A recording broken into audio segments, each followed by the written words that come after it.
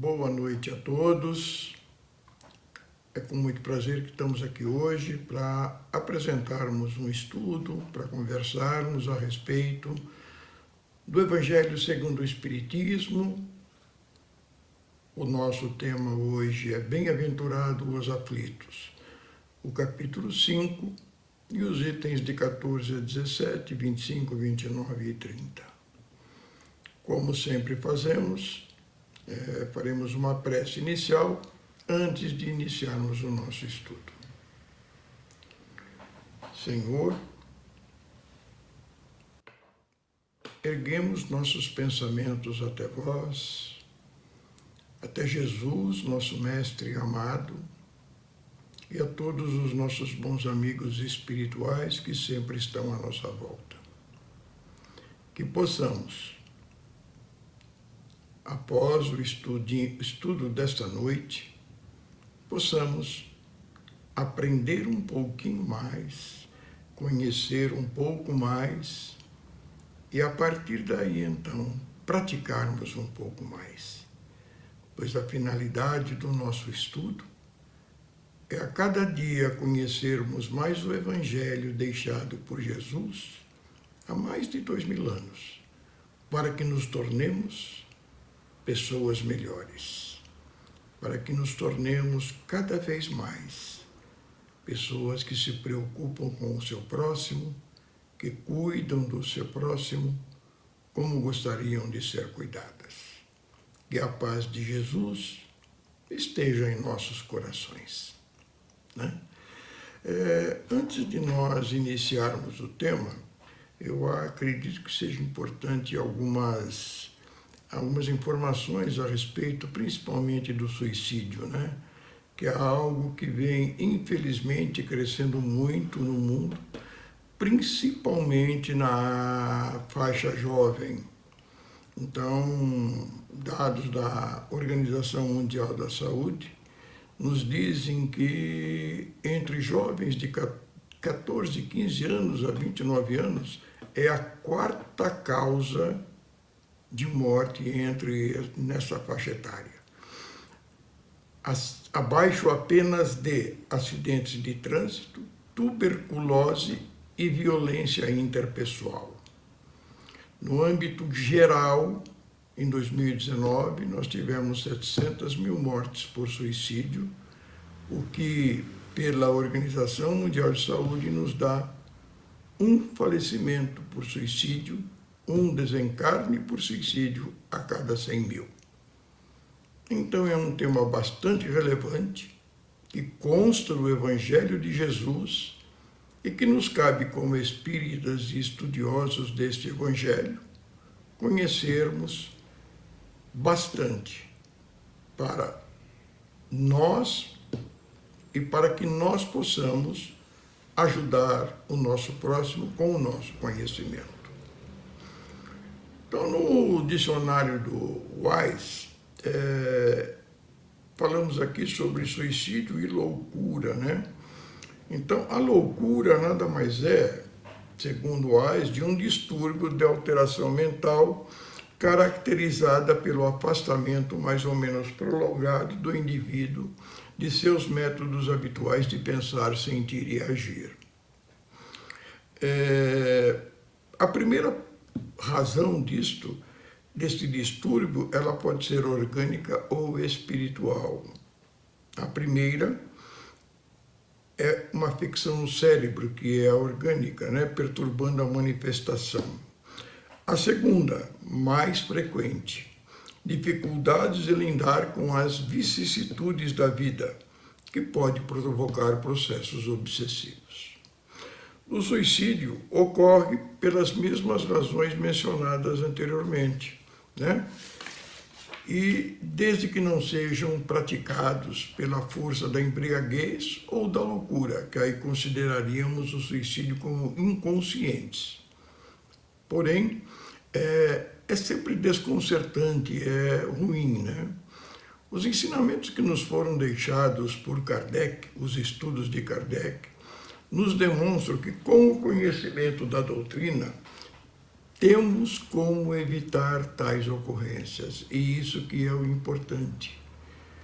Como nós dissemos no início, o nosso estudo visa conhecermos e podermos propagar esses conhecimentos, visando evitar tais ocorrências, né? Então, ambos não ocorrem pelas nossas fraquezas e dificuldades em enfrentar as virtudes e aflições natural do mundo. A doutrina espírita nos ensina que nós temos responsabilidades pelos nossos atos, não é?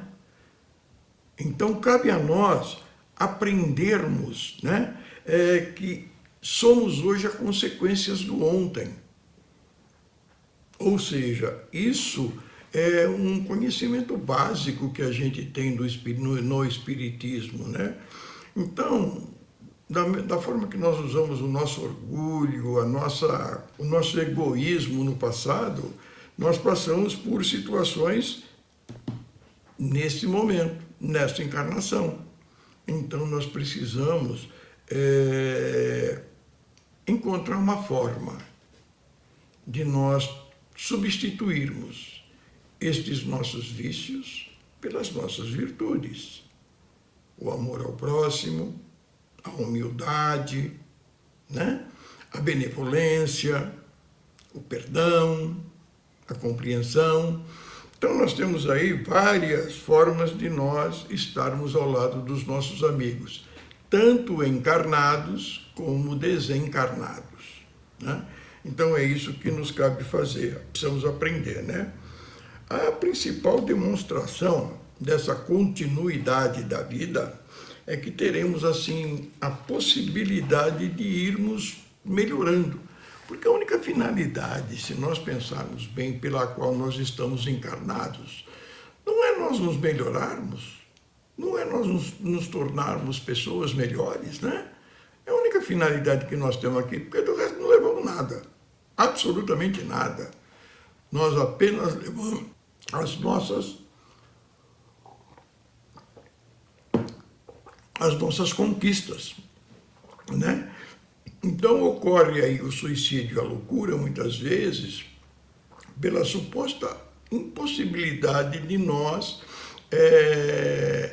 aceitarmos e enfrentarmos as dificuldades e os problemas que acharmos insolúveis, né? Então, o suicídio, como já dito, quando não é por embriaguez e tudo mais, é realmente porque nós não temos a coragem moral de enfrentar os nossos infortúnios. E essa coragem moral, ela é adquirida de que forma? Através do nosso conhecimento e através, principalmente, de nossa fé. Quando nós temos absoluta certeza de que nós teremos uma vida futura e que esta finalidade, que a finalidade, aliás, nós estarmos encarnados, é nós aprendermos, então nós precisamos vencer tudo aquilo que é difícil, porque nós sabemos que a nossa verdadeira felicidade não está neste mundo. A nossa verdadeira felicidade está na pátria espiritual. É lá que nós vamos encontrar a nossa verdadeira felicidade. E aqui nós estamos, então, para aprender, para conhecer e, principalmente, meus irmãos e irmãs, para praticar. Conhecer, podemos conhecer, estudar, termos decor o nosso evangelho, porém, se não o praticarmos, de nada adianta, né? Então, quando os nossos irmãos se suicidam, eles acreditam que estão resolvendo um problema. Será que estão mesmo? Ou será que estão criando um problema ainda maior?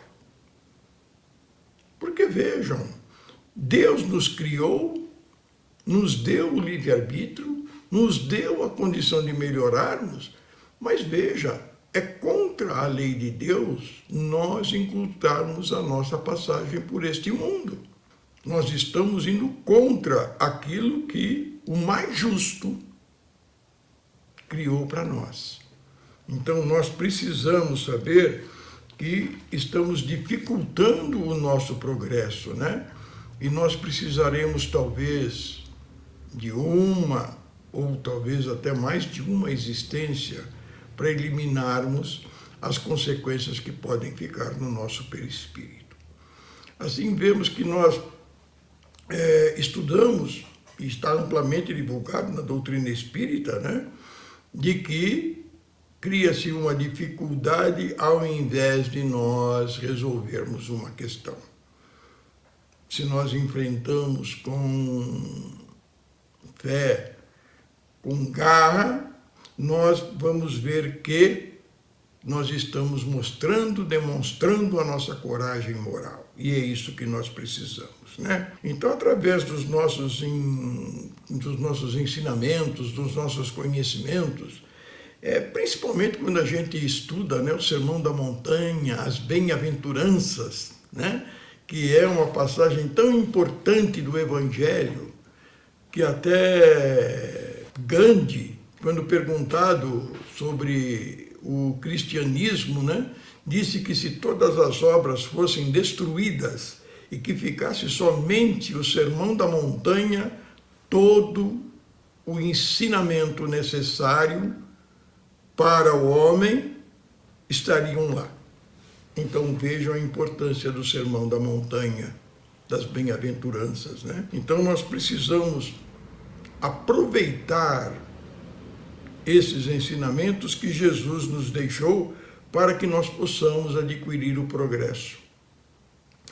E vejam, a cada um de nós que progride, a cada um de nós que consegue se melhorar, nós estaremos com certeza fazendo a nossa parte na melhoria do mundo. Porque nós sempre dizemos que gostaríamos de ter, que precisamos ter, que devemos ter um mundo melhor. À medida em que nós nos melhoramos sem nos preocuparmos se o nosso irmão está ou não se melhorando, a partir do momento que nós trazemos para nós a responsabilidade de realmente nos melhorarmos e demonstrarmos aos outros, através das nossas atitudes, dos nossos procedimentos, aquilo que nós aprendemos e muitas vezes pregamos, nós estaremos melhorando o mundo. Uma pessoa que seja, que consiga se modificar, o mundo ficou melhor. O mundo ficou menos ruim. Então nos conscientizemos disso. Nos conscientizemos da nossa responsabilidade perante a humanidade. Porque é muito fácil nós criticarmos os nossos irmãos que devam melhorar. E nós? O que estamos fazendo? Cada um de nós. Nós estamos perdoando, nós estamos amando o próximo, nós estamos seguindo os ensinamentos que Cristo nos deixou há mais de 2000 anos. É isso que nós precisamos perseguir.